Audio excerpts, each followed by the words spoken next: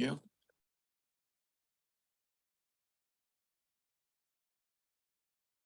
Okay. Roll call.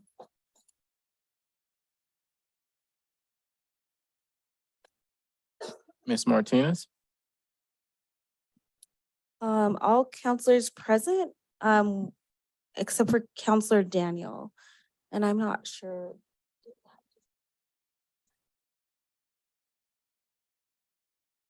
Oh, okay. So Counselor Daniel previously requested to be excused.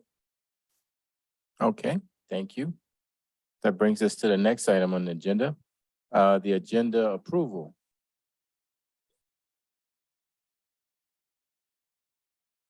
Probably not do it. No, okay. Okay, Mayor, yes. I move Councilman. that we approve the agenda excusing Miss Daniel from the meeting. Okay, Second. we have a motion and a second. Any further discussion? Not?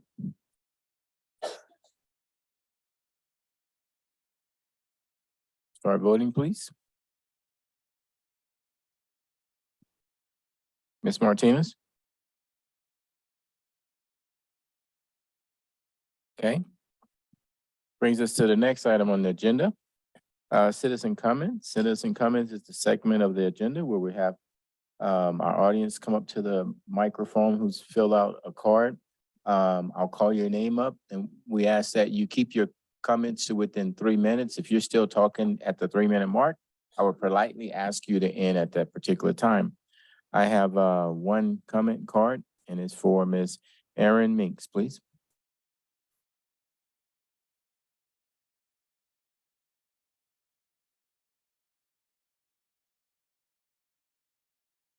Hello. Is it on now? Yeah. Well, I wanted to get a chance to visit with you guys real briefly. I know I've spoken to many of you directly, but this Saturday is the second annual Alamosa Day, Founders Day reenactment. We've successfully managed to do it 2 years in a row, not completely, but we will be doing it 2 years in a row.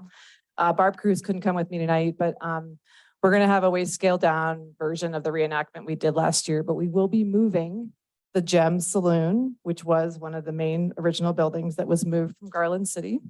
It's still in Mike and Barb Cruz's barn. And so we're gonna put it in the truck and unload it and do that. And then I've talked to a number of you who regretfully haven't been able to tell me, they told me you can't come. I just need someone from the city who I know could be available. I think Michael I've spoken with. You don't have to all come. I know this is just supposed to be fun, but we have a proclamation that you all passed last year that we would love to have one of you join and be willing to read. And then we've got Commissioner Van Rye from the county will be, I believe he may be Alexander Hunt this year, Ty. So you're off the hook with that one. But so it's just meant to be another fun gathering. We've got a great turnout of folks so far that are different from last year. But again, it's just to celebrate the founding of Alamosa as a rowdy railroad town. And hopefully we'll go on from there. So just want to make sure if you guys think, whichever one of you thinks might come who wants to read it, I can make sure you get a copy, or if you guys need one, just let me know. So. Okay. So meet at the Welcome Center at 11.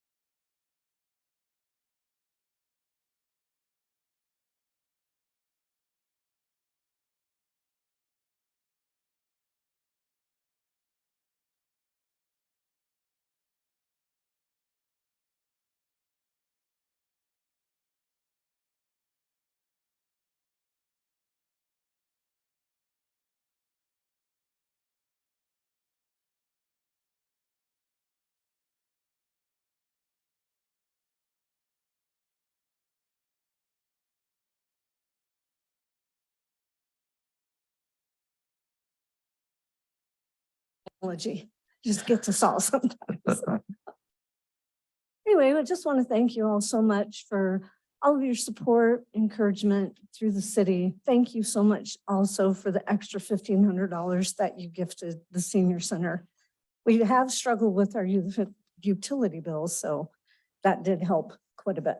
So thank you. Activities and events are going very well. We're starting to see more and more people come out and do things with us. We had SLV Go ask us if we wanted to do a walk program, and now it's turned into some of the youth from the farm park that have plots are also going to join us for those walks. And those happen every Tuesday morning at 9 a.m. It was at 9:30, but they asked for us to change it to 9, and that was fine. But anyway, it's summer and we're all enjoying the fresh air and just getting out and enjoying nature as well. We had a really fun trip to Creed last week. We ended up taking 19 people to the theater. We had 2 vans. I drove one, my husband Todd drove the other one. And we had a really wonderful time. We also have one planned for August as well. And we were awarded an outcall grant and have been able to replace the rooftop unit, which people used to call them swamp coolers, but I guess now they're called RTUs. That's the new name. And the furnace that does AC and heat in the dining room. So that was a wonderful grant for us. We sold the walk-in cooler and freezer and turned the space they occupied into a storage room. We had a group of missionary kids come and do all of the labor for us. It was going to cost about $6,000 and ended up costing us about $1,500 with just supplies, and we did have to have an electrician come and put a light in there. So that was really cool too. In fact, the kitchen supervisor even said he was going to bring his big TV in his cot and he was just going to stay there. It is a big old storage room. So that was, and then our next big fundraiser is the annual garage sale, and that takes place Friday and Saturday, July 14th and 15th. And we're still taking donations.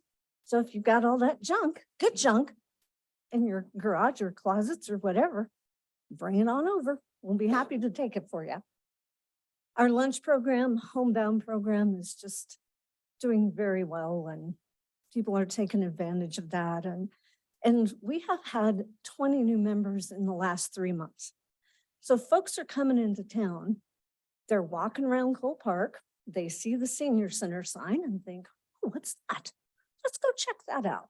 So we always have extra newsletters and things, and we take them around and talk about all the programs that we have. And so we've gotten some new members. So that's kind of exciting for us.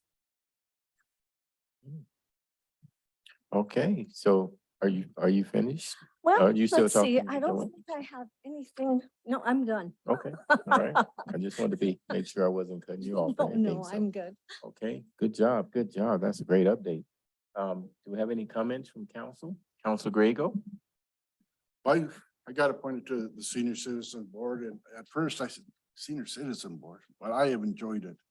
You know, you got a group of people there that they go out there and they do a lot of stuff, you know, and they maintain that. She basically gave my report for the Senior Citizen meeting, but Well, you good. know, it's the stuff that they do and how they try to work together and raise money to just keep it going, you know, it's really tremendous what they do, you know, and it's everything that we can to help us, because we're eventually going to be there, and some of us, you know, we can join now too, you know, be members there, but it's a great group of people, and I've always said that it's the seniors that built the foundation for this whole community, and now we need to take care of them, you know, just like our youth with the Boys and Girls Club. That's where we're bringing them up. So, but it's a great deal, and I enjoy serving on it. We appreciate you too, Charlie. Thank you so much for being there with us. Thank you, Councilor Grego. Councilor Cribs? Thank you, Mayor. I am just so thrilled to see you up here. I enjoy all the programs, and if anyone hasn't had a chance to even experience a little bit of it, their root beer floats are amazing. this is a group of people that go out of their way to brainstorm what they can do to bring funds into their senior center and make it their own. And I congratulations, and I wish you the best. And Thank I you, look Dawn. forward to all the events that you have planned for future years. Appreciate it. Yeah, I don't see any other lights, so I'll just wrap things up and say thank you so very much for everything you do and the people you help serve in our community. Really makes an important It's our difference. pleasure. So keep up the great work. Thank you. Thank you. Good to see you. Okay, council, that brings us to the next item. An update from our lead and co-responder program. And Mayor, I think it's just gonna be the co-responder program tonight. I was texting Carrie and Clarissa, and I think they didn't have it on their calendar. So we will schedule them for a different meeting for a lead update and just focus on co-responder tonight. Okay, sounds good. Chief. Mr. Mayor, City Council, it's good to see you all. It's a little warm in here tonight, especially wearing this. Just an update on the co-responder program. We're grateful to have Tim aboard. We actually just hired another co-responder. Her name is Connie Bridges. We'll introduce her to council as soon as she's done with training. So that's going to be about a month, maybe 2 months down the road. But we're grateful to have him within the PD to help the community and the officers. He's developed a really, really good working relationship with the officers within the city PD, and is starting to extend that to Alamosa County and other agencies. So it's exciting to see a program like this actually be positive and work out for us. And we've been using him quite a bit, which is great. So it is a benefit to the agency and the city. I'm going to let him talk for a little bit. I just want you all to know that the program is working out really as we planned, and it's positive for both the PD and the community. Sounds good. Thank you. Whichever one. Go for it. Well, thank you, Chief. Thanks, council members. Don Krebs, it's always good to see you, fellow friend of the library. Yeah, it's great that Connie Bridges is now aboard. It's her second week, and she's able to hit the ground running with her background in crisis work and working with the Department of Corrections over in the Trinidad area. So it's great to have her. And that's our team is now full, the co-responder team. So we have case manager April Dominguez, and then Connie and I. And looking ahead, we just now booked our travel for our, we have a mentee relationship with the Winthrop Police Department in Massachusetts. So we're flying to Boston on Sunday, August 6th. And just a quick trip, we'll be back on Wednesday, the 9th. So looking forward to that. We've also got Sheriff's Department from Eau Claire, Wisconsin, that'll be out that way as well. So we're going to learn from a couple different agencies to how they're doing their co-responder program. So, excuse me, looking forward to that. So that's just a quick update. Glad to field any questions you might have. Okay, we have Counselor Carson, followed by Counselor Hensley, followed by Counselor Vio. Just want to say thank you. It sounds like it's working out pretty good. I've heard some comments and they were positive. Are you guys getting a lot of calls with the county as well? Like is the county calling you guys out a lot with them? Are they pretty, I mean, do you see them maybe feeling it or needing something on their end too? So they're learning as they go as well. I think they contact the patrol division before they contact me. Tim goes through me on when he's going to go out into the county and actually respond, because really the whole part of it, as far as what I'm concerned with, is his safety and my other co-responder now as well. And we need to make sure that the officers are aware that they need to make it a safe situation before they go into this. So I'm actually giving the sheriff's office a little bit of a learning curve on this, so that they understand how we're working it, since it is the city's program. But it sounds like the sheriff is wanting to look into it. I can't speak for him, but he has mentioned that he is interested in looking at it in the future. It did sound like it when we were visiting with him. And when the governor was here, he was talking about, he really, but, so have you ever, like, has one of our officers ever gone out with him to the county? Is that a possibility? Take a bodyguard with you, I guess, not, you know what I mean? As I said, Have you bodyguard? had one of our guys from the city go out with you to the county and does that help? no, I've met sheriff's deputies out in the county. Okay. Yeah. So, yeah, we've done a couple of joint ventures. Mhm. And yeah, I mean, Sheriff Jackson has expressed that, I mean, I think the bottom line is funding. I mean, he's expressed interest. Yeah, it's always, money's hard to come by. So how are the people you're interacting with? How's that? The after response and all that, is that all working out really good? Is it a good process? Yes, Yeah. yeah. You know, for the most part, sometimes there's a bit of a learning curve. No, I got I've got an extremely fluorescent yellow vest, which says co-responder on the front to differentiate, you know, we don't want to be confused with law enforcement with that. I think that vest was really helpful with that. So, but yeah, overall, very much so, you know. And, you know, in terms of, you know, there's initial interaction and then there's, you know, partnerships with other agencies, and then there's not being attached to outcome. Yeah, Because I some of the gotcha. folks we're coming into contact with and, you know, you want to go in with high expectations, but don't be attached to the outcome. You know, I expect to have, you know, folks just get right into the services that they need to make the next positive step in their lives. And that often does not happen, but sometimes it does. So So, if you can de-escalate a situation and help save lives, that's always positive. you Yeah, know, that one way or too. another. So that's good. sure. Well, good job, guys. I appreciate it. The community does. So thank you. Thank you, Counselor Carson, Counselor Hensley, then Counselor Vihil. I'm just super excited. I think this is great because it allows each side do what they are trained to do and be professionals in that. At the same time, takes care of and helps the community members the way they're needed.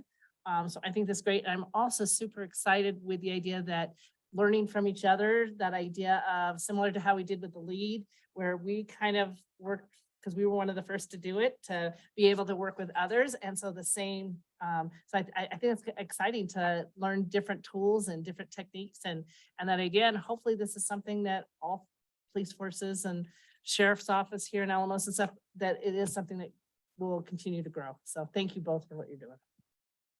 Thank you, Counselor Hensley, Counselor Vihil. Mayor, Mr. Carson asked all the questions I was gonna ask him. Good. Okay. Thank you for all you're doing. Thank you. Okay, any other lights on? All right, thank you for the update, letting us know what's going on, and I hope you all have safe travels to Boston, and it's really good to hear that you're gonna be sharing what's going on in our community in big cities like that. Good job. Okay, thank you, thank you. Okay, all right, up next on the agenda, we have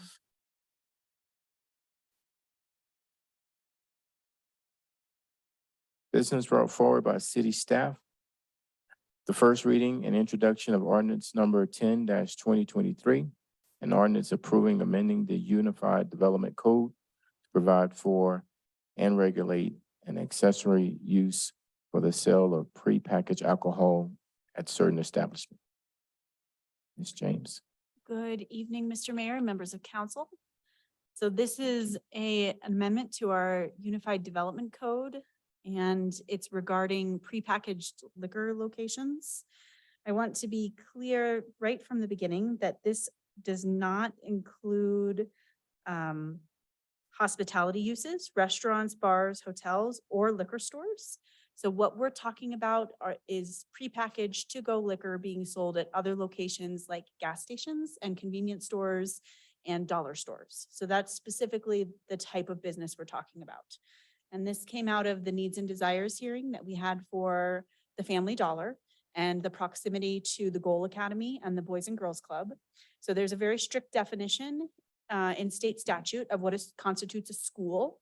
And during the needs and desires hearing for the Family Dollar, we felt as a community, both from feedback from the public and at council's direction, that school is a larger category in the city of Alamosa, that the Goal Academy is a school, and that the Boys and Girls Club is not necessarily a school, but should be protected in a similar way.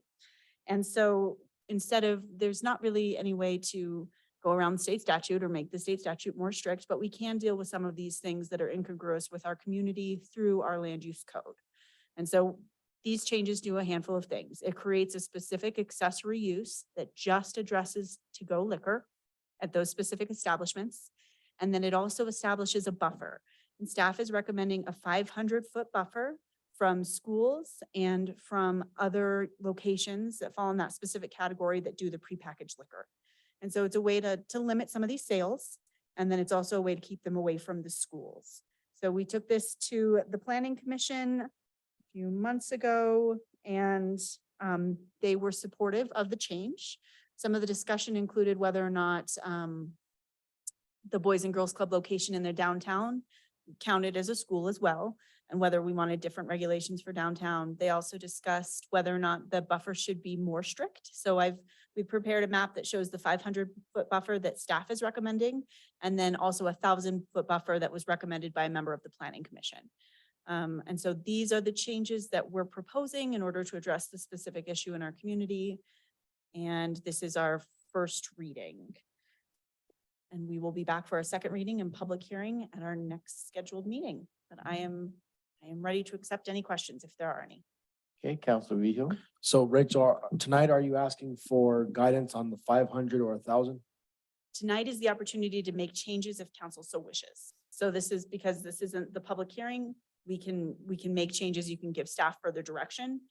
But this So is- yes, your motion Yeah. should include 500 or 1,000. okay. Yes. So I appreciate you all listening to that needs and desires hearing. I'm glad it passed the, it worked through the Planning and Zoning Commission. And I am in favor of 500 feet. Okay, thank you, Counselor Inslee, then Counselor Carson. So I apologize because I'm not sure if I see it on this map or not. So you did bring up a good point in regards to Boys and Girls Club, the Teen Center. Was that decided to go ahead and use the Teen Center as one of the schools? We did not.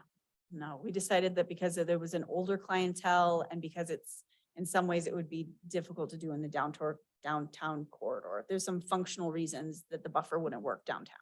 And so it was part of the discussion at Planning Commission to specifically exclude the teen center. So a further question on that is this going to be done in the sense of, so whatever we decide, the 500 or 1,000. So I guess where I'm thinking is, what if another goal school or something pops up, or another preschool, or, whatever?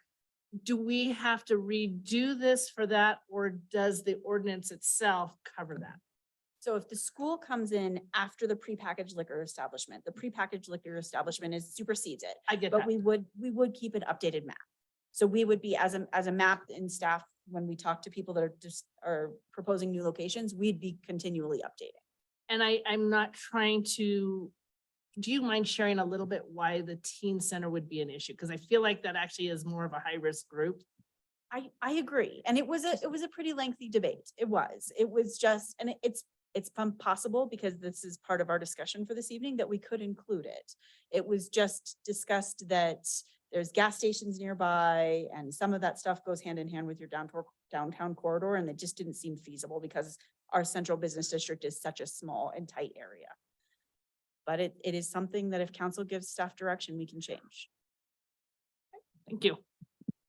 Well, if I could just weigh in on that a little bit, the structure of the ordinance is to establish, and as written, it's a 500-foot buffer around large childcare centers, which the Boys and Girls Club is. And so it's not picking out particular locations and saying feet from the teen center, 500 feet from Boys and Girls Club, 500 feet from anything. It's 500 feet from large childcare centers. So There was a debate at Planning Commission about whether or not a teen center is a childcare center, and the debate centered on whether or not there's adult supervision. And there is adult supervision at the teen center. well, we have a definition of large childcare center, and I'm looking for it. I was scrambling here looking for it. Because I guess I would, so I'm actually understanding, but I guess I would argue, I would have to assume that Goal probably has, teen center probably has as many kids as Goal does. So that argument as far as the size, I don't necessarily. Well, and Well, the goal is not included in this one. So goal, if you look, it's kind of hard to read, but a large daycare center is the green and it's not included. So it's not part of this buffer. And the reason it's not part of this buffer is because it doesn't really fit in that definition. But we had a whole debate about whether or not you're being supervised by adults, whether or not it's childcare. I don't think there's age limits in our childcare definition. Am I incorrect? Yes, there is. It Okay. says, childcare center is maintained, for the care of 5 or more children under the age of 16. So it's children under the age of 16. And, a large childcare center is you have 13 or more such children. So the teen center asks that anybody that's 13 or older to go to the teen center.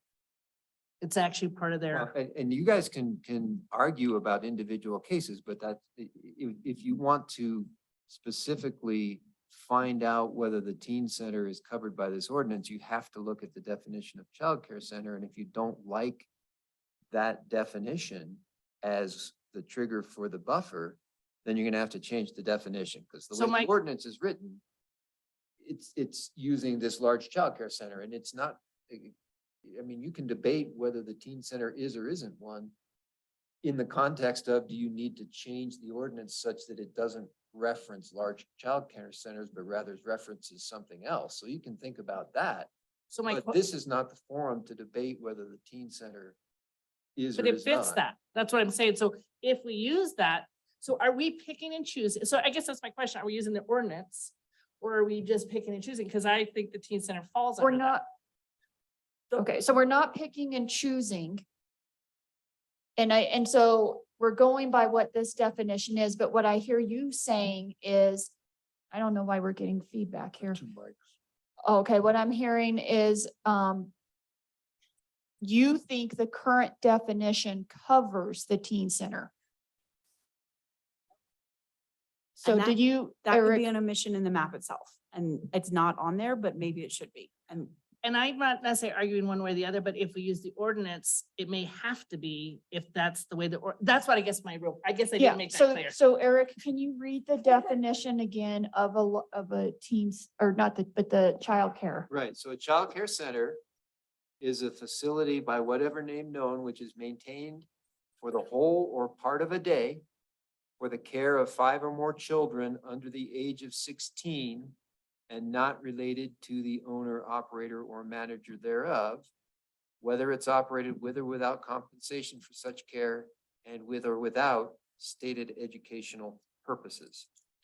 So the teen center is a place where teenagers are going. I don't know if there is always adult supervision. That would be worth something to look into. Do you feel like a teen center fits that definition? Well, can I just add, because the Boys and Girls Club does require now that somebody who's 13 or older go to the teen center. Do you know if they have adult supervision? That I don't know. Okay, because I know the times I've been there, there's not, but it could be odd times. Yeah, and so I don't know for sure. And I don't know if that makes a difference per the definition, Well, it says the care, care of children, and I don't think you can have care of children if they're just hanging out. running wild on their own there, yeah. So we probably need to know more about the operations of the teen center to know whether or not that would fit. What about the Goal Academy? I think the Goal Academy is not operated for the care of 5 or more children. I mean, the argument that we had with the Goal Academy when there was a question at an earlier Needs and Desires hearing a number of years ago was whether or not they were a school. And representatives from the Goal Academy came to that hearing and asserted that they were not a school under that definition. So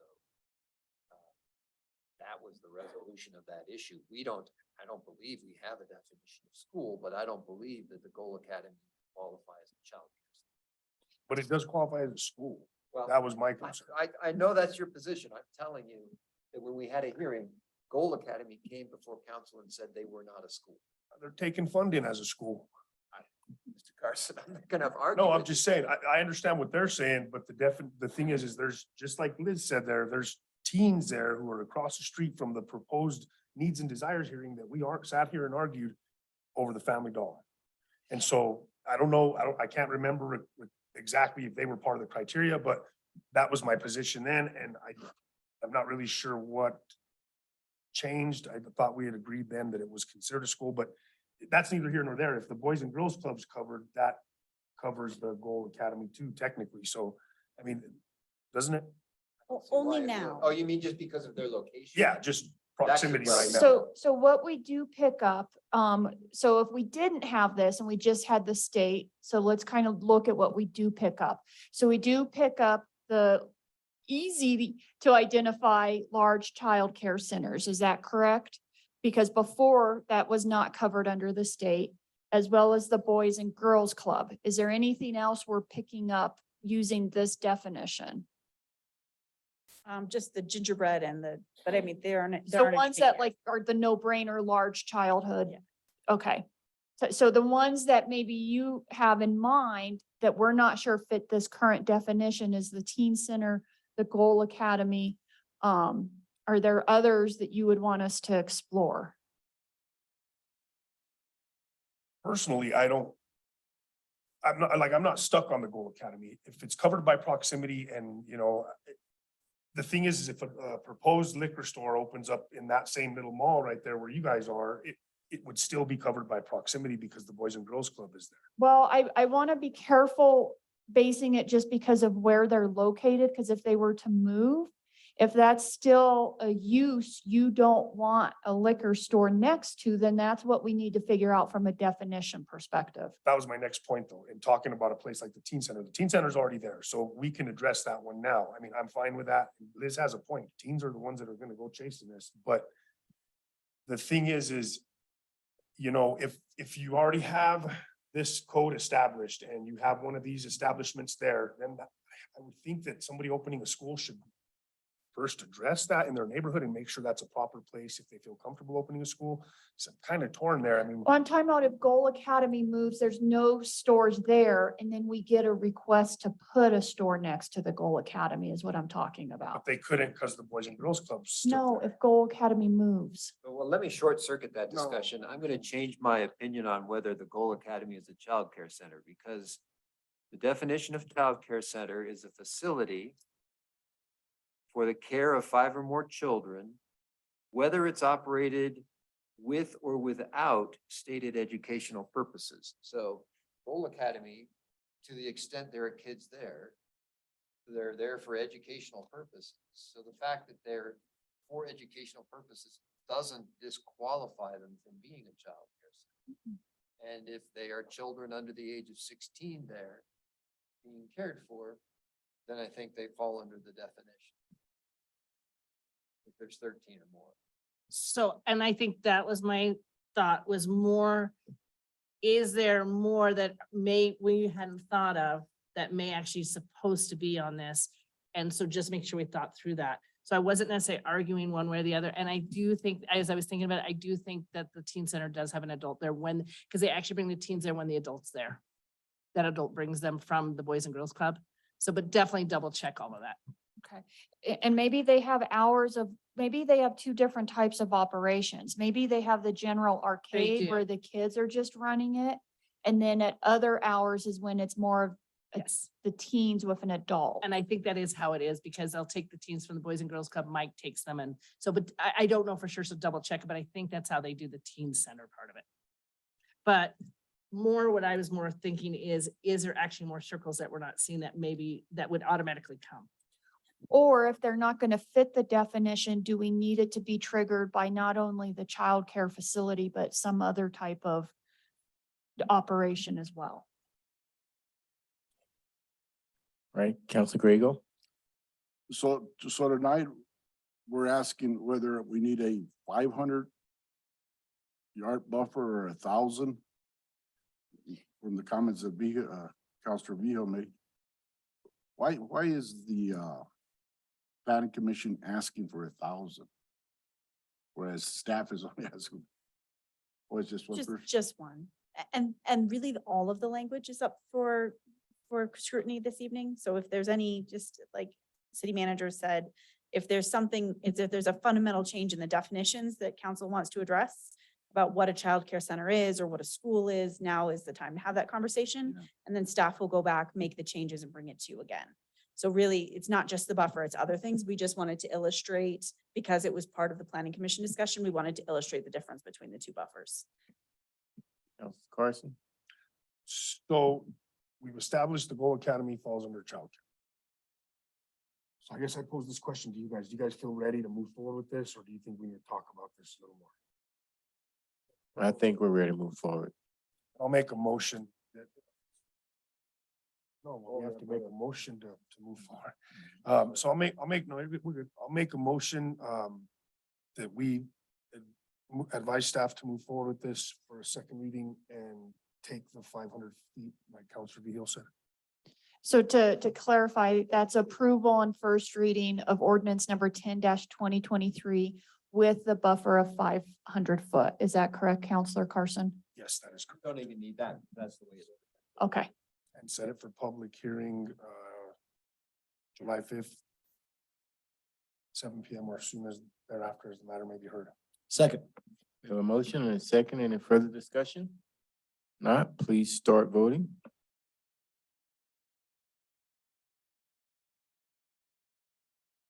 Thank you. Ms. So- Martinez? The motion carried unanimously. All right, thank you. Thank you, council. That brings us to the next item. Public hearing and second reading for ordinance number 7-2023. An ordinance adopting the International Building Code 2018 edition, the International Residential Code 2018 edition, International Mechanical Code 2018 edition, International Energy Code 2018 edition, International Existing Code 2018 edition, the International Fire Code 2018 edition, all as published by the International Code Council. Wow, that's a mouthful. Okay. We Ms. have a lot of James. codes. We do.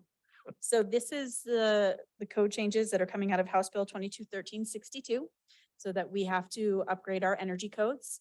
And then as a matter of housekeeping, and just because it's regular and best practice to update your codes periodically, we're updating all of our codes to the 2018 versions. And we are adopting a new code, which is the existing building code, so that when people are remodeling structures in town that are older, they're not held to modern construction standards.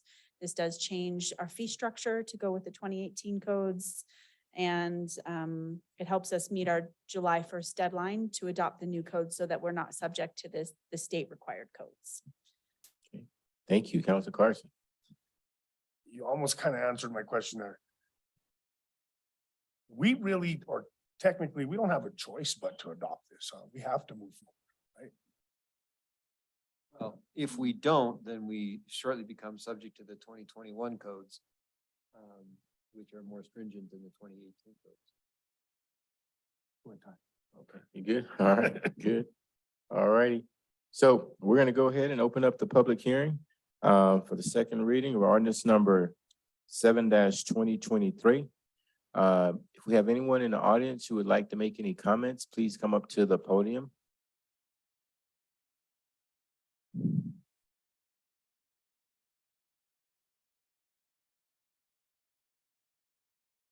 Good evening, council. My name is Richard Hubler. I'm the Planning and Building Director for Alamosa County. So I'm here to speak in favor of this ordinance, updating these codes. As you guys are aware, those of us with existing codes are more subject to House Bill 22-1362 from last year. And as Mr. Schweizow mentioned, had we not done this approach, then we would have gotten the recently developed and as of June 1st published Colorado Model Energy Code, which is the 2021 model code. plus some additional amendments for solar ready, EV ready, things that we don't feel as a building community we're quite ready for here in the valley. So this is kind of the best of the available options. We've been working for almost a year now to kind of come up with this cohort approach across the valley. Great news is that not only has this already been adopted by Alamosa County, it's being considered for adoption not only here, but also it's been adopted by Rio Grande County and their jurisdictions, the cities of Monte Vista, South Fork, et cetera. The county of Saguache opted not to include it, but the city of Center is. And then the counties of Costilla and Conejos are moving forward with adoption as well. So one of the huge things that we started with this idea last fall with this cohort approach was to develop a consistent level playing field kind of across the valley here so that our builders and builder community and contractor community had the same expectations across the board, no matter where they're working. And so this proposal that's before you now is not only these codes, but also a consistent amendment package, leaving out fire sprinklers for single family homes, for instance, and similar things so that we'll have a consistent expectation kind of across the valley and help out our builder and contractor communities and our homeowners as well. So thank you very much for your consideration, and I urge you to approve it. Thank you. Thank you. Do we have anyone else in the audience who would like to make any comments in regards to this ordinance? If so, please come to the podium. Okay, we're gonna go ahead and go to Zoom since I don't see anyone in the audience. Ms. Martinez, can you give instructions for the Zoom participants, how to raise their hand and be recognized? Yes, if you're on the Zoom app and you want to speak right now, you'll use the raise your hand feature in the bottom of your screen. If you're on a telephone, you'll dial *9. Okay, I don't see any hands raised at this time, so we'll go ahead and close the public hearing and bring it back to council. Councilor Beal. I had a question, Mayor. Yes, go ahead. Is there a mechanism or a deadline or something that says that yes, you adopted the 2018 codes, but now you have to go to 21? We're not going to go to 21, but House Bill 22-1362 does require us by 2026 to move to the state code. So there will be a state energy code that covers the entire state. So this is a little stopgap where we can start to implement some of these more strict energy practices, but eventually the whole state will move over. Thank you. So then I move that we approve on second reading ordinance number 7-2023. I'll second. Oh, sorry. Okay, we have a motion and a second. Any further comments? If not, please start voting.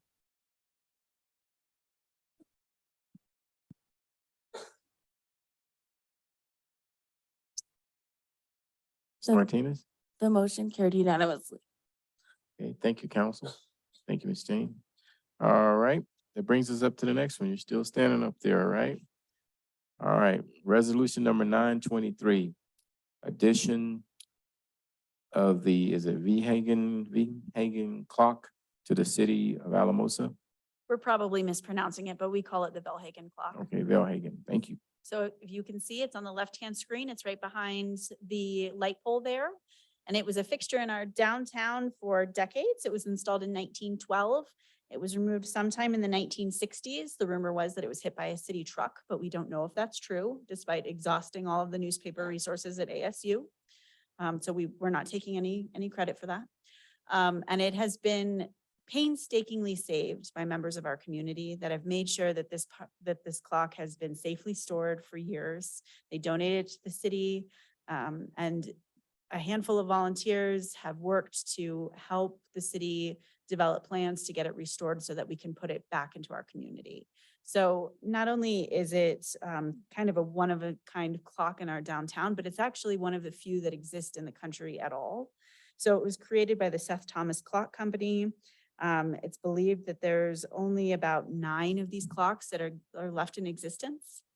And we need a historic designation. So Beata in my office was successful in securing $5,000 towards the bulk of the restoration.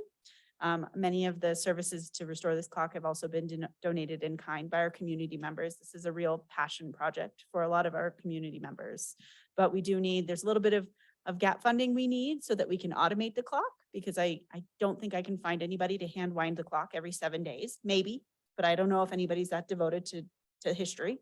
And we have to automate the clock and we need a little bit more funding. And you need a designation from your local designating authority in order to be eligible for state historic funds.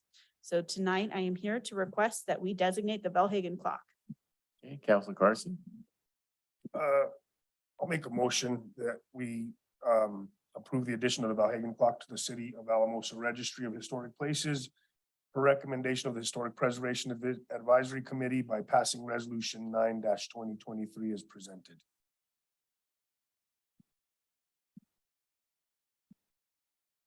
I just had some comments, if John wants a second, I don't care. I'll second. Okay, we have a motion and a second, so now we can open up for additional discussion. Counselor Grego, then Counselor Villa. Thank you, Mayor. I've had the opportunity to know the Davises. That I don't know how John Davis ended up with this clock, and he took care of it, and you're right, there is a group out there that wants to preserve this clock. And John's daughters, I don't know how they worked it, they ended up giving it to the city. But one of the biggest deals, and it says historical place, is that they want it back almost as close as to where the downtown area was at. I met with some of those people down there, and I suggested, and I think it got thrown in the trash can, was that right there in the corner of Main and State, where people stop and go, that clock would sit perfect right there in front of that bank.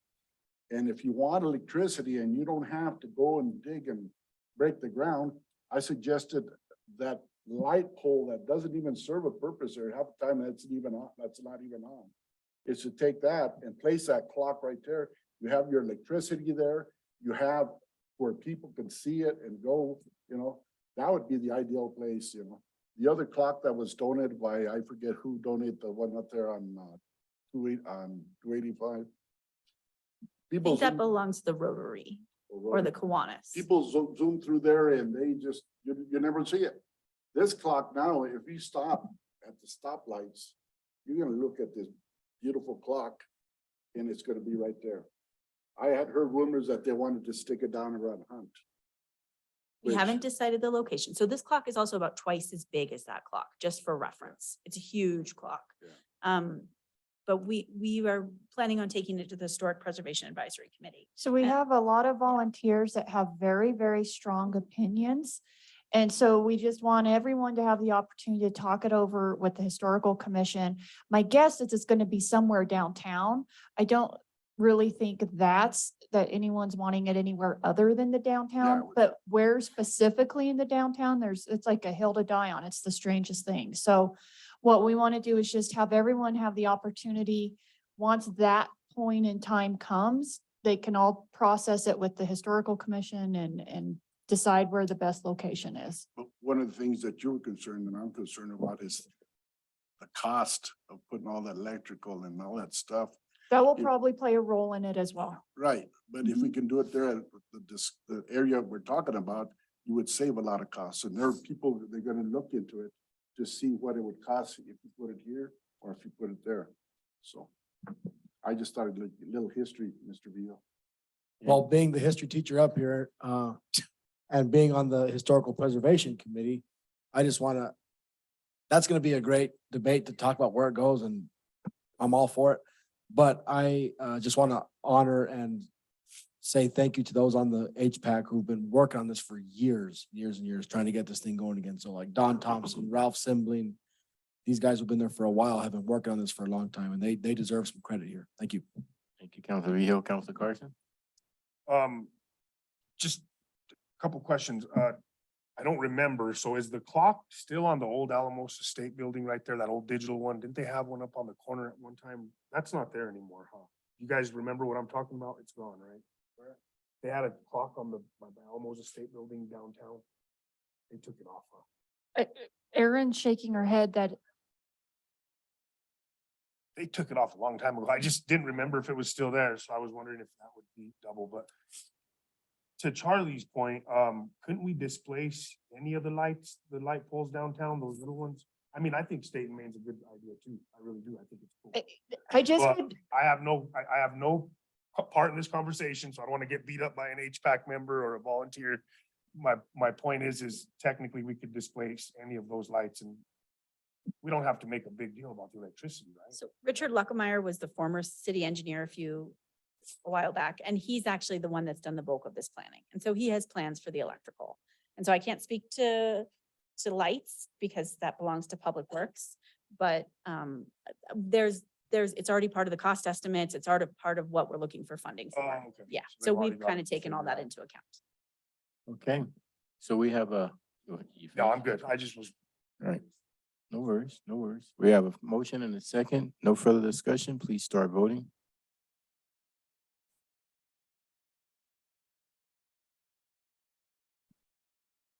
There you go. All right, Ms. Martinez. The motion carried unanimously. Awesome. That brings us to the next item on the agenda, resolution number 1023. Addition of the Denver and Rio Grande Railroad Depot building located at 610 State Avenue, City of Alamosa. So this one is a little bit of a no-brainer because it is already on the National Registry and has been on the National Registry for many, many years, since 1993. So we had a community member who serves on HPAC who felt that it would be important to recognize this important building in our community on our local registry as well. So I think we're all pretty familiar with the depot and the purpose that it serves. Okay, thank you, Councilor Villao. Mayor, I move that we approve resolution number 10-2023. Second. We have a motion and a second. Any further comments? If not, please start voting. Okay, Ms. Martinez. The motion carried unanimously. Awesome, great. That brings us to the next item on the agenda. Quarterly update on housing in downtown. You are the popular one today. Starting to get embarrassing, actually.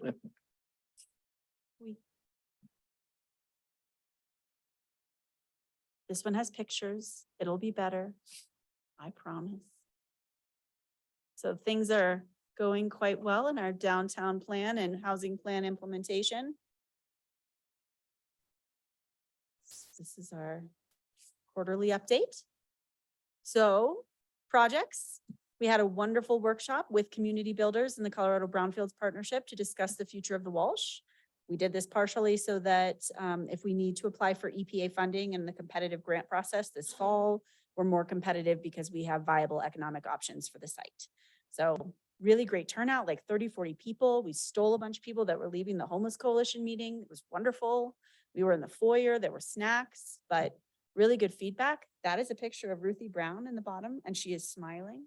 So it was a great meeting. And then we've been having ongoing discussions with Valleywide about their purchase of the courthouse. So funding. So the Hunt Avenue Cultural Trail, the 1.2 million Revitalize Main Street grant that we received continues to move forward. We should be able to publish the request for qualifications by the end of the month. Just to clarify, a request for qualifications is sort of a different process than we're used to because we're actually going to advertise and people have to bid based on the merit of their project, not the price. And when we get our responses back, then we get to negotiate a price. So it's a really different funding mechanism. I would say that it's fun, but it's kind of scary. And then we also did work hour estimates to estimate the actual cost of all of the design and engineering work that's going to go into this project, and it's significant. And then in a wonderful community partnership, which Bruce Rosengren is usually here, but he is not, they will be helping us fund the San Juan Lighting Project, the one that was identified in our downtown plan. And so the economic development director and I 2 weeks ago went downtown, got permission from both the property owners, and our city attorney wrote up an agreement that they're reviewing, and we should be able to get that project done this summer. So already working on hiring people. As far as outreach and relationships, I just created a category for Main Street Advisory Committee because they are just rocking and rolling. They do not just show up to a meeting for coffee. They have jobs and they have to do things. They have homework. But they helped do some evaluation of what they wanted to see in downtown banners, which were funded in this year's CIP. We haven't made it very far in that program, but at least we have good feedback from our Main Street Committee. That was not the winning design in case we have strong feelings about it. But they at least participated in the process. They've also been entertaining presentations on a Colorado Creative District, which we'll be bringing to council to discuss having a committee for that at our next meeting, urban redevelopment authorities and downtown development authorities. priorities. So trying to understand what all of our mechanisms for really funding and growing our downtown might be. We also have been talking about common consumption areas with the help of the city clerk, and it's incredibly complicated. I know you discussed it at your retreat, but we are looking at some options. Looks like the current guidance is maybe trying to figure out something for special events. This is sort of a Water Smarts downtown crossover, but I just couldn't resist putting a really cute picture of my staff in. But we've been hosting a Water Smarts booth downtown on First Fridays. So Beata does magic tricks, have to do with water, but it's First Fridays and it's downtown and it's pretty cool. She's also doing surveys about which of our water policies that the public knows about, like whether or not we have a watering schedule. So it's fun and educational. And then we've also been participating in the Chamber's Pride of Place downtown murals, which is a 10 by 10 mural for every decade that the Chamber's been in operation. So 100 or 10 murals for their 100 years. So projects for housing. So we are at the point where the preliminary engineering report for the Century Mobile Home Park is complete. So we have 3 design alternatives. It gives us the mechanism to move forward with actually getting the work funded. So pretty hefty price tag. I think it's a little bit over 2 million if I remember correctly. But it's a matter of getting all the sewer infrastructure fixed at that mobile home park so they can stop putting Band-Aids on it.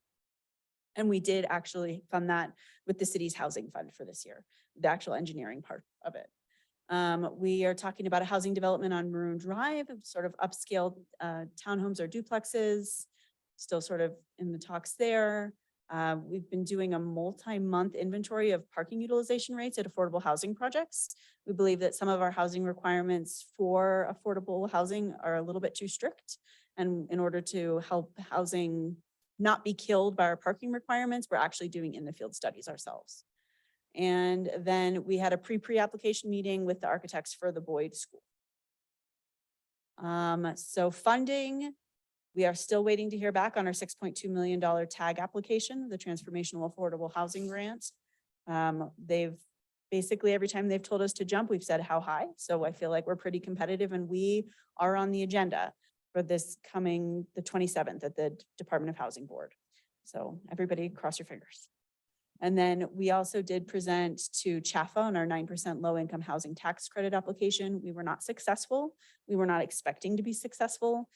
The Iron Horse project is not completely closed out yet. They generally don't have 2 LIHTC projects going at the same time, especially in smaller communities. And then beyond that, you generally don't get LIHTC the very first time you apply. So we applied more as a political maneuver than anything else. And then we were, the city manager and I were interviewed as part of CRHDC's strategic plan process. They're planning for their organization. We met with the ASU president and vice president about their housing plans for campus, or their housing hopes for campus is really more accurate. We assisted CRHDC with talking to CDOT. We don't fluently speak the language of CDOT, but we're better than most people, so we tried to help.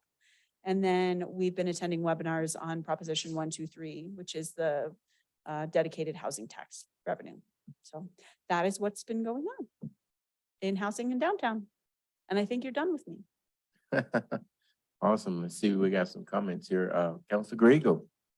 I guess I'll start, the emails that we got about the funding for CRHDC where there was some kind of confusion or something that somebody, and I'm trying to think of the names of Parade was one of the gentlemen and then the other person, but there was confusion that everything was set and then all of a sudden they pulled it. And then now I think they gave you a headache, city manager, because everybody thought that it was ready to go. And all of a sudden, another party jumps in there and says that this other group didn't really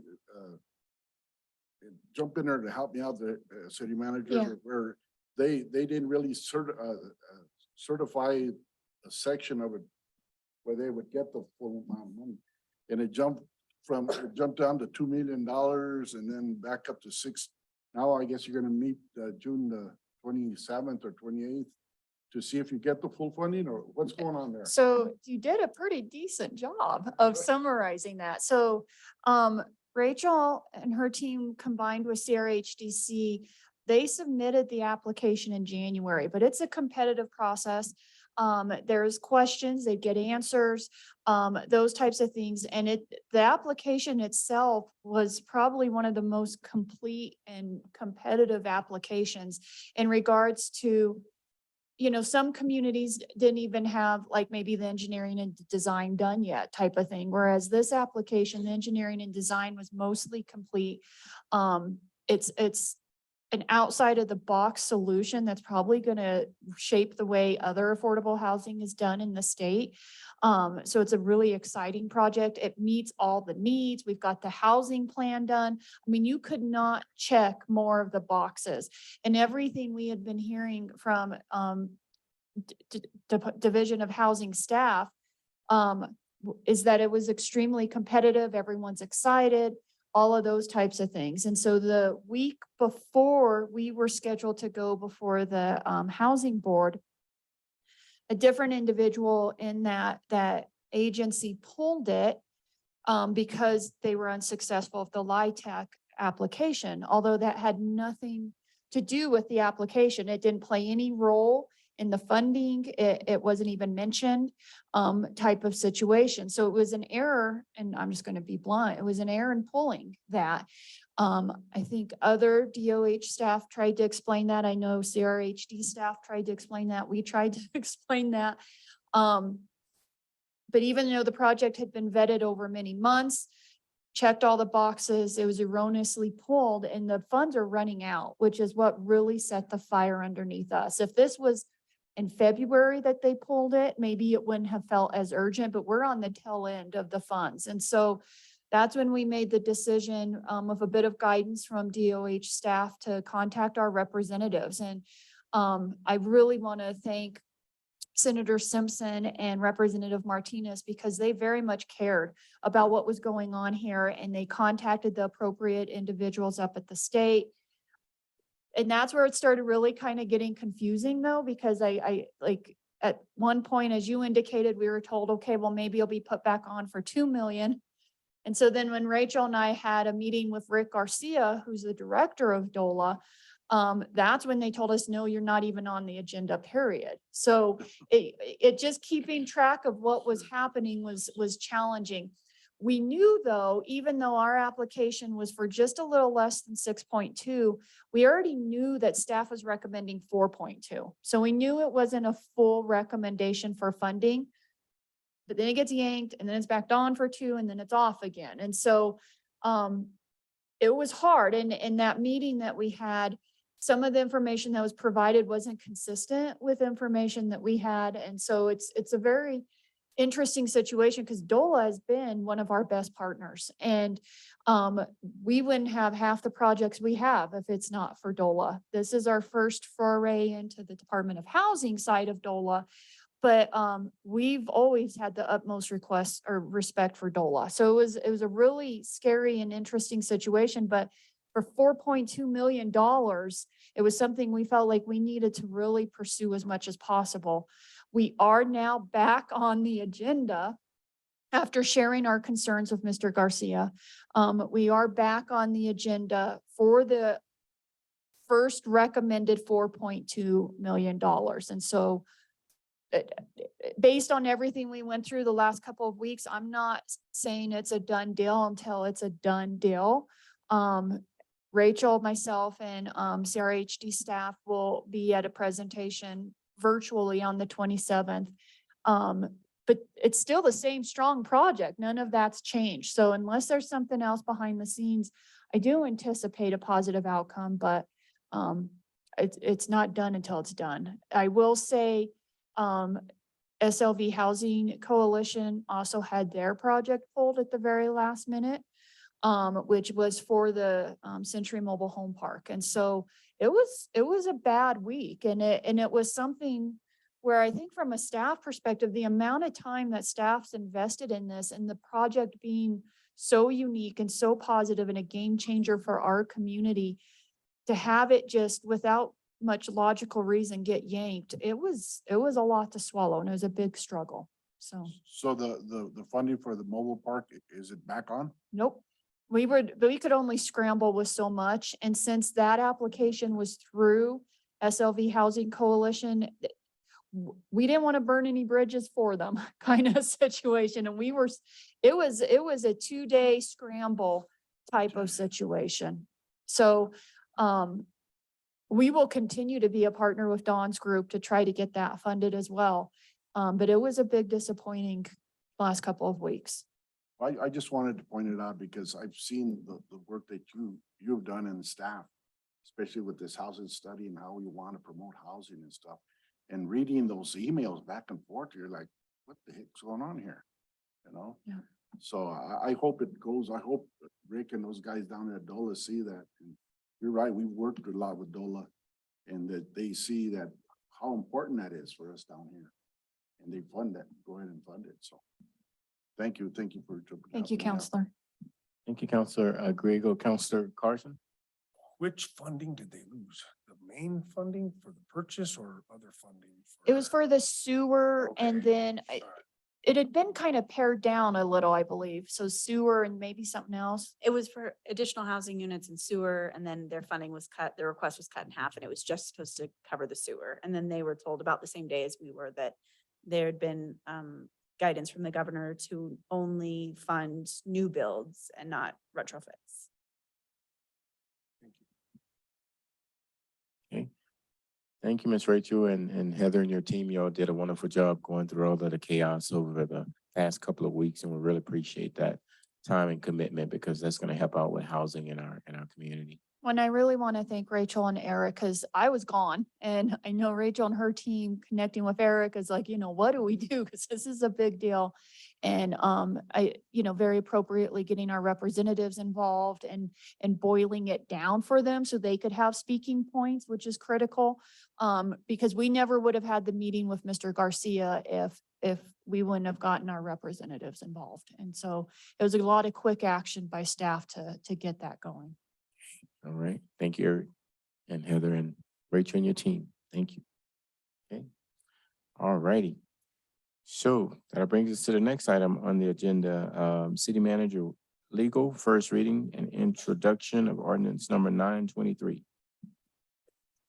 Thank you, Mayor. This ordinance is a renewal of the franchise agreement with Charter Communications, actual name Spectrum Pacific West LLC. As you know, the Charter Communications has been providing cable service under a franchise with the city for the last 10 years. That franchise agreement expired, I think it's sometime late January of this past year, but by its terms continues until a renewed one is put in place or it is formally terminated.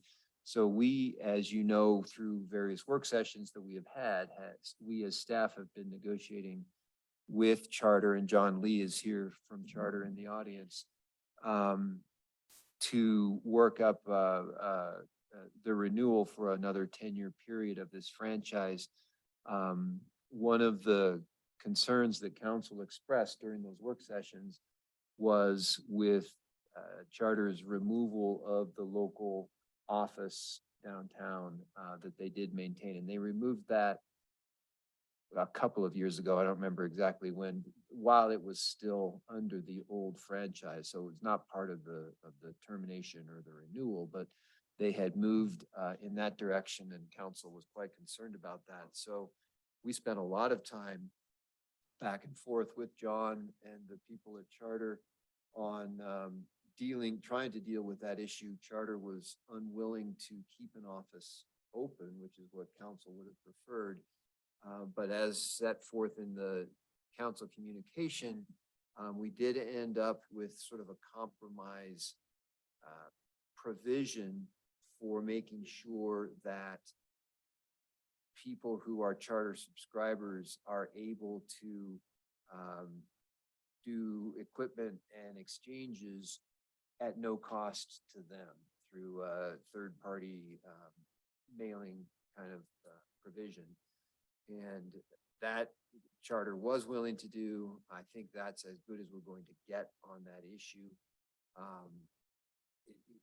Council has an option as set forth in the alternatives in the communication to decide that that is a hill to die on.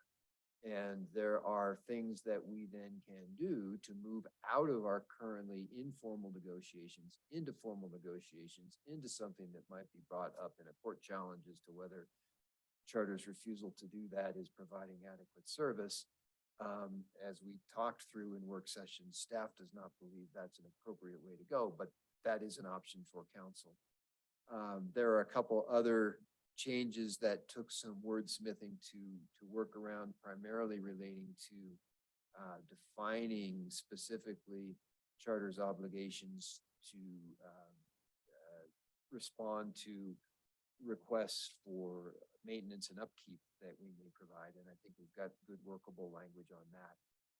The other big change from the existing provision is the elimination of the PEG channel, the Public Educational and Governmental Channel, which was channel 10 or 121 or something like that, in which we used to provide coverage of council meetings on. We would do, recorded streamings of council meetings, and in the surveys that we sent out as part of the process, very few people ever watched that. So we don't provide content for that anymore. It didn't make sense to keep that up.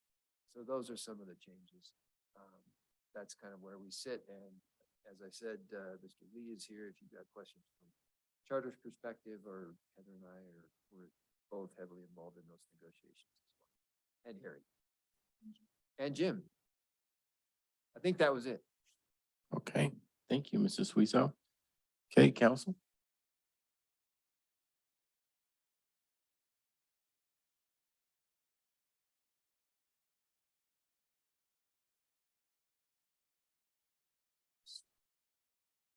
This is a first reading, so I'll go ahead and make the motion. We pass on first reading ordinance number 9/2023 and set it for a public hearing on July, is it the 5th?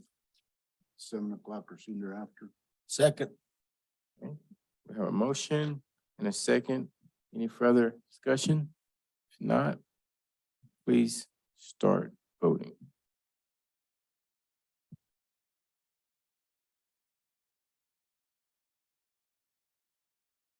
Ms. Martinez? The motion carried unanimously.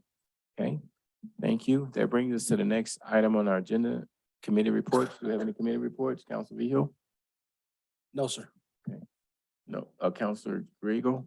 I had two of them, and Mrs. Cotton kind of, in her presentation, kind of went over the report for the Alamosa Senior Citizens meeting we had.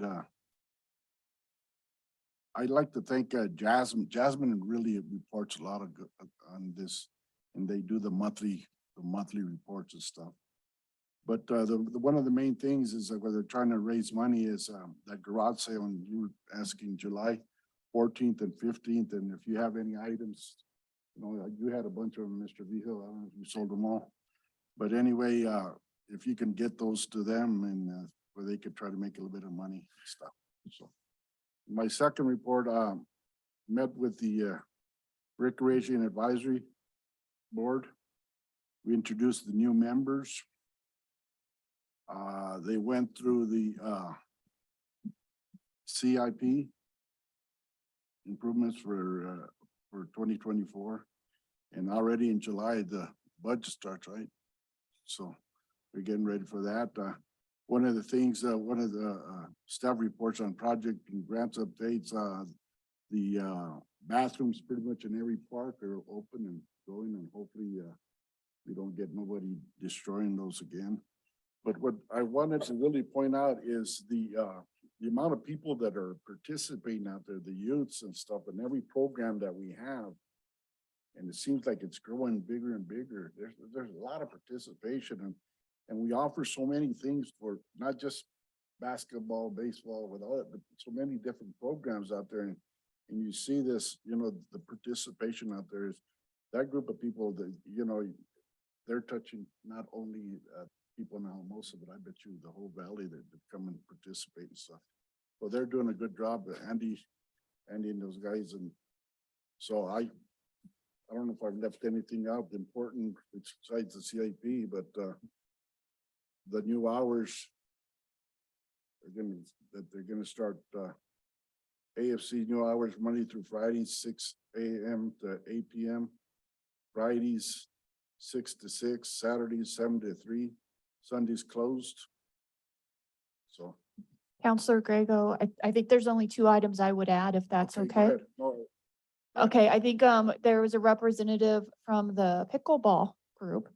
And that is a growing group as well, and trying to, add some of their thoughts for the long range planning of if we are resurfacing maybe at Carroll Park, can we think about pickleball lines? As well as some maybe changes to help better utilize the rec center and some things like that.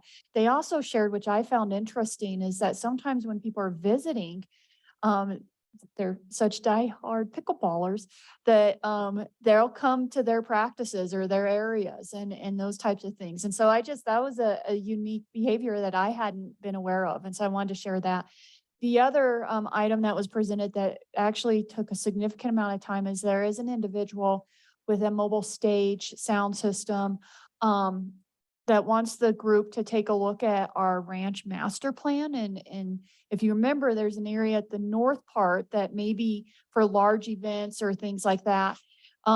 So he's wanting to move forward, maybe consideration of actually activating that kind of concept. He's not sure if he recommends that location of the ranch or maybe a different part of the ranch. So I know anytime the ranch comes up, it's just like a hot potato. But it's someone who, from our community that really wants to roll their sleeves up and bring more. And I always appreciate it when people are volunteering instead of just saying, city, do this, do that, when they're actually willing to come with solutions and ideas and be a part of bringing about a service. We just know, those of us who worked with the ranch, that we'll have to move very deliberately. And so it's very early that group's having those discussions. And so just from an FYI perspective. Like having the mobile stage out there, probably some bathrooms to where yeah. Thank you, Heather. Thank you, Council Grego.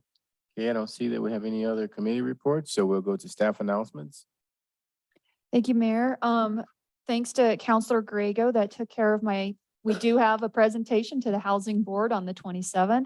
The only other item is Andy did share with me that we are on for fireworks for the 4th of July. It's on the 4th, and we just can't give enough gratitude to SLV Federal. They're the regular sponsor for that event to make it available for the community. So the fireworks are on. So thank you. Awesome. Thank you, Ms. Brooks. That'll bring us down to council comments. Councilor Hensley, Councilor Cribb, and Councilor Carson. So I hadn't realized, but I hadn't officially said that. So I just want to announce that I will be running for Ward 1 City Council. So letting you know that. And then also for those who are going to CML next week, I am also up for the executive board. So remember, we think bright. Bright colors. I got a real bright yellow school bus color jacket. It's all good. That's not the color. we are. Councilor Cribbs, then Councilor Carson. Thank you, Mayor.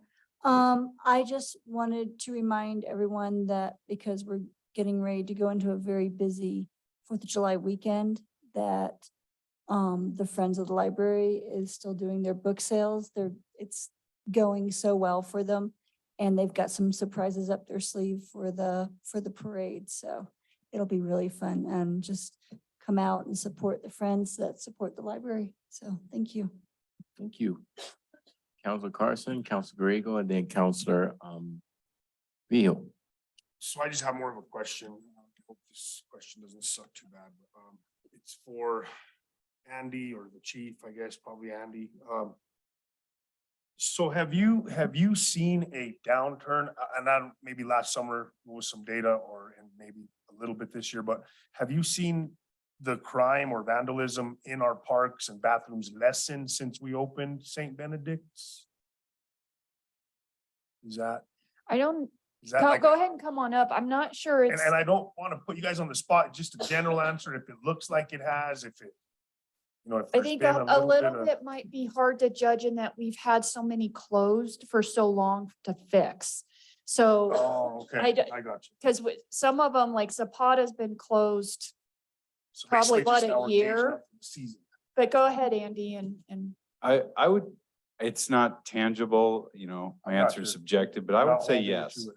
For some reason, it has been reduced, whether it's our extra presence of the chief, education, more ears and eyes and buy-in from neighborhoods.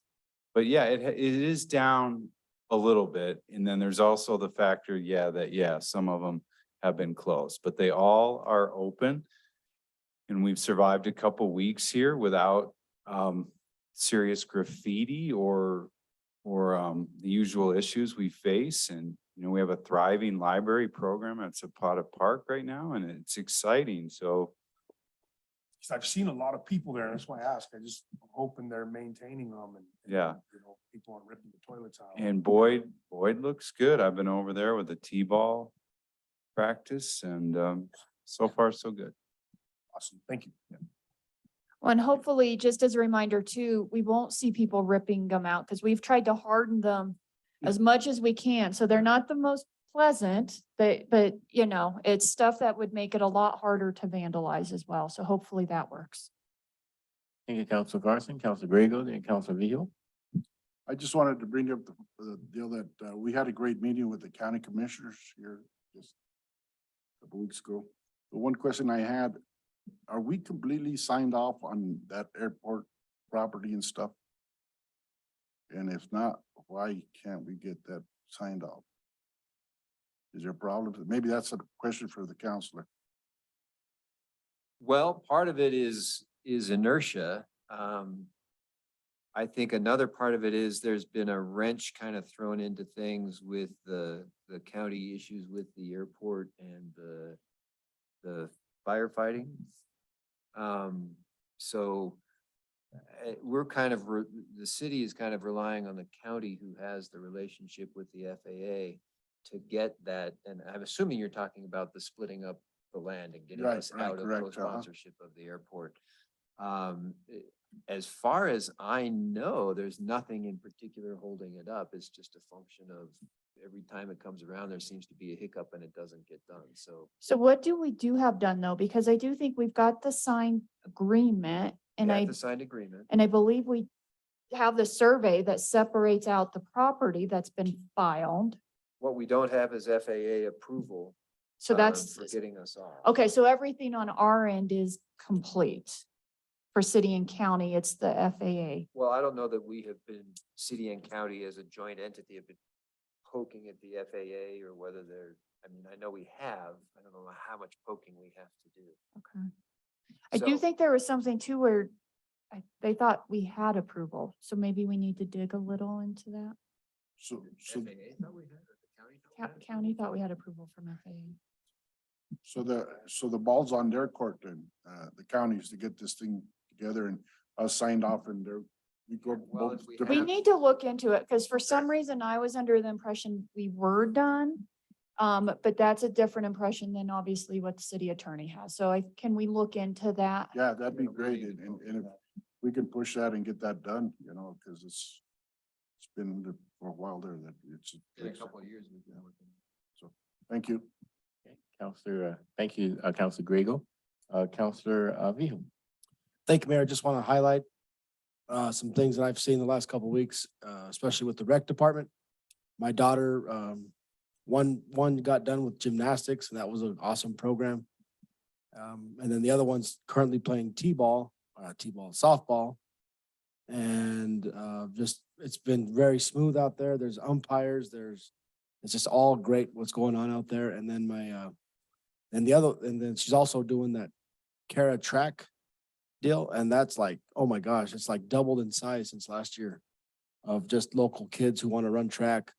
There's kids from Del Norte coming, from Monte Vista who come run. And so that's doing really well. And then I want to also highlight the work of Adams State before COVID.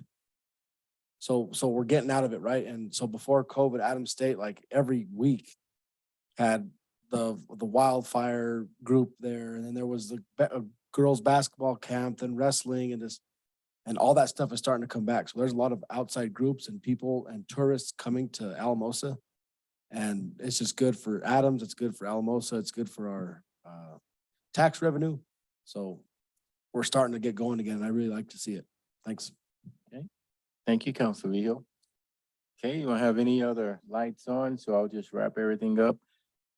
This week, Janine and I had a family emergency. I can tell you it's probably one of the most difficult type of situation to ever be in. And Janine and I both would like to just thank everyone for all of your prayers and your thoughts, and all the first responders who participated, and just let you know that we appreciate your prayers and your support. That being said, this meeting is officially adjourned.